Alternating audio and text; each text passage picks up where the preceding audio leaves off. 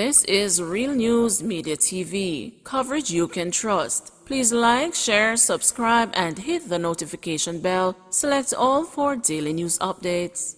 Good afternoon, my Real News Media TV family. Welcome back to the channel for another news update for August the 26th, 2023. And in the news this afternoon, suspect held after Beryllium robbery in Mandeville. Police have held a suspect in Friday's robbery of a Beryllium Limited security team at a Scotiabank in Mandeville, Manchester. According to police, the suspect was traveling in a black Toyota Wish motorcar, which was intercepted about 1:30 a.m. on Saturday. The vehicle was intercepted along the footpath main road in Clarendon in the vicinity of Sunset Boulevard. One 9mm magazine, one M16, two AK-47 rounds, and a ski mask were reportedly recovered from the vehicle. It is understood that the vehicle, which bore mismatched registration plates, belongs to a man of a Portmore St. Catherine address. Meanwhile, a former Beryllium security guard and the two bank employees are being questioned in connection to the heist. A total of 5 bystanders were injured during Friday afternoon's attack on the Beryllium security team at the Scotiabank's Ward Avenue location in Mandeville. Reports are that sometime after 5 p.m., gunmen armed with high-powered weapons attacked the Beryllium security team. Sources told the news that at least 4 gunmen were involved in the attack. Amateur video footage, now viral on social media, shows 2 men armed with high-powered weapons making their escape with a bag presumably containing cash. However, a police source said the hoodlums made off with 2 bags containing cash. It is not yet known how much money they escaped with. Brothers found shot to death in St. Catherine. 2 brothers were found shot to death at the Bells Height district in Gordon Penn, Spanish Town, St. Catherine on Saturday morning. They have been identified as a 32-year-old Devon Mackenzie, otherwise called Chucky, and a 23-year-old Rio Robinson, otherwise called Rio, both from the district. Information reaching the news is that around 3:30 a.m., family members heard loud explosions and went and made checks of their surroundings. During a search, the family members saw the brothers lying in separate beds inside a 1-bedroom dwelling with a gunshot wounds to their bodies. Man shot dead in front of 7-year-old son in St. Elizabeth. A man was shot to death in front of his 7-year-old son in Elam district in St. Elizabeth on Friday. The dead man has been identified as 50-year-old Richard Griffiths, otherwise called Richie, a farmer from the district. It was reported that around 4:11 p.m., Griffiths was outside his house with his 7-year-old son when a silver car drove up with several men aboard. Police reported that one of the men exited the vehicle and opened fire at the now deceased, killing him on the spot. The man returned to the car, which drove away. The police were summoned and Griffiths was taken to hospital, where he was pronounced dead. The body was later transported to the morgue, pending a post-mortem examination. No motive has been established for the killing, the police said.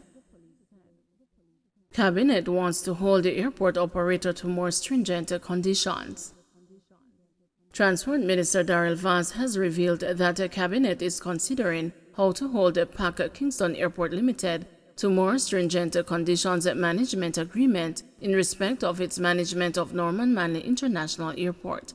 The Transport Minister, speaking on Friday at the first Norman Manley International Airport Forum for 2023, urged PACL to speedily address the issues plaguing the Kingston-based airport. The negotiations have been finalized. There has been a sign-off. Once that is done and that is signed, that will pave the way for PACL to do and live by that agreement. It is all outlined in terms of timelines and what needs to be done and when it needs to be done. And that with template will be non-negotiable. We have lost enough time as a result of COVID, and we have lost enough time as a result of the issues that we're having with the plant. If there are issues between government and PACL as a result of the original concession agreement, that's fine, but does not mean that the stakeholders must be left in the dark. They operate businesses, they invest millions and millions of dollars, and they must have a clear path in their mind in relation to their investment and how that investment can be expanded or not. Dancehall artist Medic reported missing. 29-year-old dancehall artist Stephanie Williams, otherwise called Medic, of Mayfair Red Hills Road in St. Andrew, has been missing since Thursday.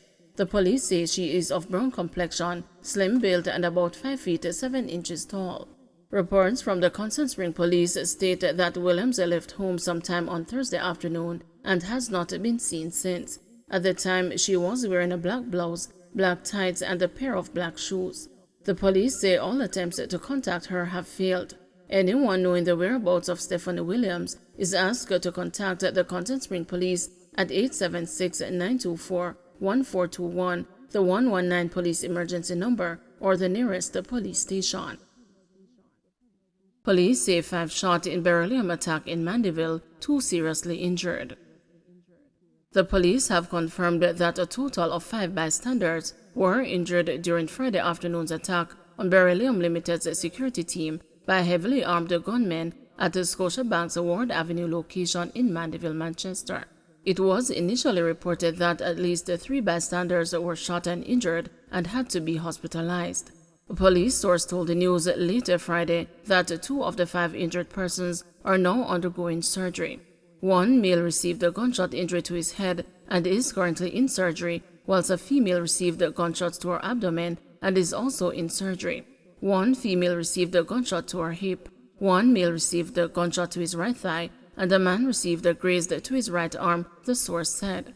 Reports are that sometime after 5 p.m., gunmen armed with high-powered weapons attacked the Beryllium security team.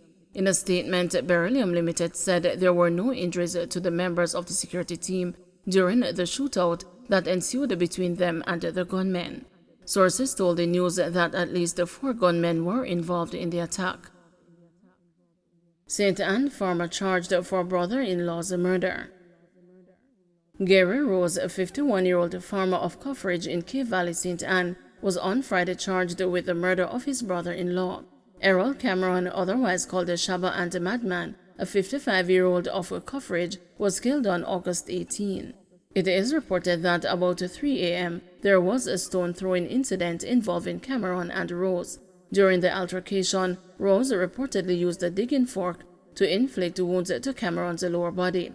Cameron was later found on his bed with wounds to his body. An investigation was undertaken, which resulted in Rose being arrested on suspicion of murder. He was charged upon completion of the investigation. Don't forget to like, share, subscribe, and hit the notification bell. Select all for daily news updates.